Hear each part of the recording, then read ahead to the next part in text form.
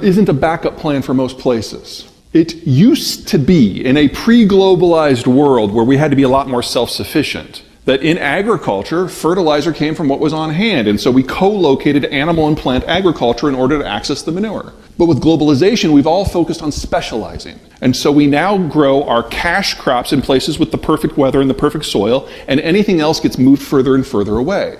So what you're looking at the left is row crop, and on the right is where the beef is. You'll notice that in most situations, these are no longer co-located. There are a couple exceptions. Wisconsin, Iowa, eastern Nebraska. Dairy country. They're still co-located. They're still an option. But for everyone else, you're talking about some serious shipping. And for everyone else in the world, this split is usually not in the same country anymore. So you do something to the phosphate supply chain system, and all of a sudden you lose one of your nutrients. Final fertilizer component is phosphate. Comes from the blue, goes to the red, which means it's a China story. African swine fever get you a little nervous sometimes? So the Chinese 3 years ago had the world's largest ever outbreak. And since then, since culling about 2/3 of the herd, they haven't had a single case. The way the lab testing works here is you take your sample, you send it to a lab. When they get the results, what do? They call you. Maybe they email you. That's not how it works in China. In China, once you have your test kit, you send in your sample, the sample results go to the CCP. And then the CCP tells you if you have a positive case or not. So no positive cases in 3 years. More likely, there's already a low-level raging epidemic throughout the entire system. And considering the general breakdown in policy that we're seeing across China, I don't think it's going to be quiet much longer. We can look indirectly to see how the Chinese are anticipating this. They've stopped exports of phosphate for the most part, because they know if they lose pork again, the only crop that they can control is rice, the only one that's culturally significant. And rice is the most phosphate-hungry crop that humans grow. So they've stopped exports. For food security reasons. Makes sense. That was the world's largest supplier. This is row crop in Africa in 1950. And anything that is in purple or blue, 40% or less of the land is under crop. And in a pre-industrial system, this is what you would expect. You only grow food on the good land. You just don't get a return at all on the marginal land. But with globalization, we introduced pesticides and fertilizers and finance and machinery, and this is what they looked 50 years later. Anything that isn't orange or red is 40% or more is under crop. And the continent saw an increase in food output by a factor of 5 because of industrialized inputs.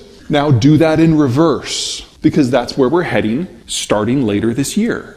This is a calorie map. Grain and soy-based calories. Blues and dark greens, those are the world's major producers and exporters. Everyone else is a net importer.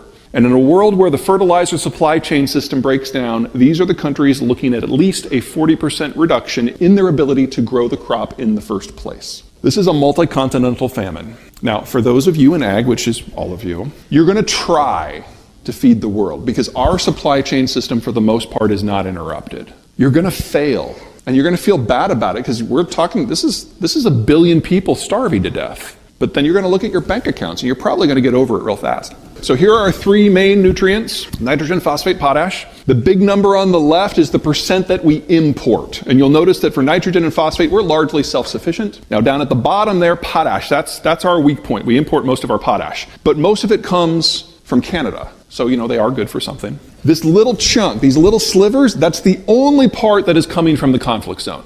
It's not that we won't feel it, but it's not really going to affect our bottom line. Oh, but we're not done, because this is the stuff that comes from China. The story will be different based on where you're looking, because it's a question of trade and politics and economic patterns and supply patterns and soil quality. It's a semi-tropical savanna with erratic weather, but the real problem is the vegetation. If you want to clear this land, you wait for it to rain, you throw a chain around the trunk of the tree, you drag it out with a piece of heavy equipment by the roots, and then you poison it with lime for 3 to 20 years until you get the pH down, or pH up, deacidify. Then you're left with something that's like beach sand. Doesn't matter as long as there's a bottomless supply of low-cost fertilizer, like there has been for the last 30 years. But if you remove that singular input, this is a desert, and it's in the process of turning into one right now. Now, Brazil, big country, deep pockets, they have managed to pre-position a lot of fertilizer in, but they've gone through the reserve, most countries have, and with the Russian stuff continuing to go offline, this is going to be incrementally more difficult to maintain yields. And when Brazil goes off, it goes off completely,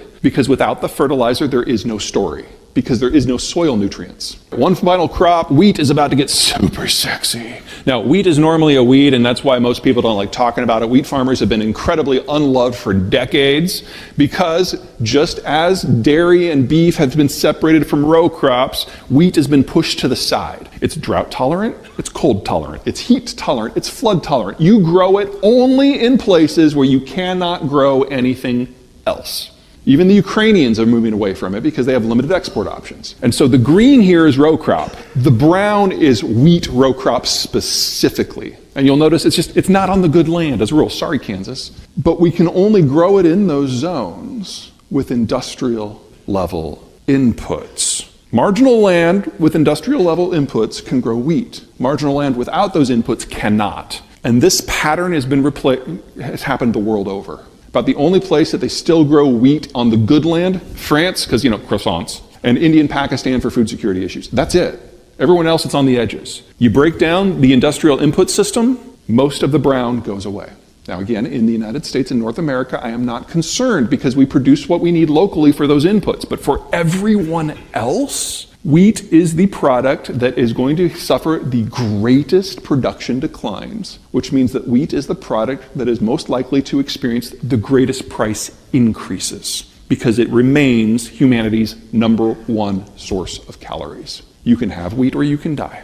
Inflation in the United States and Canada, similar systems, heavily interlinked. You would expect the data to track. It does. We have 3 big phases of inflation since World War II. We first had that initial urbanization and industrialization push. We built the interstate highway system. We ran power into the countryside. We built the cities. Industrial demand-driven inflation.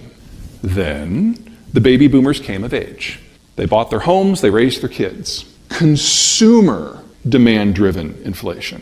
And now we've been living in this weird-ass period. The Soviet system collapsed. And that dumped an empire worth of raw materials on the world, keeping the commodity prices under control. The Chinese brought 1 billion workers to the global workforce, and that pushed down the cost of manufactured goods. And these trends lasted for 30 years. The disinflationary trends are turning inflationary, and the inflationary trends are back. The Chinese system is going away. That's inflationary. The Russian stuff is going away. That's inflationary.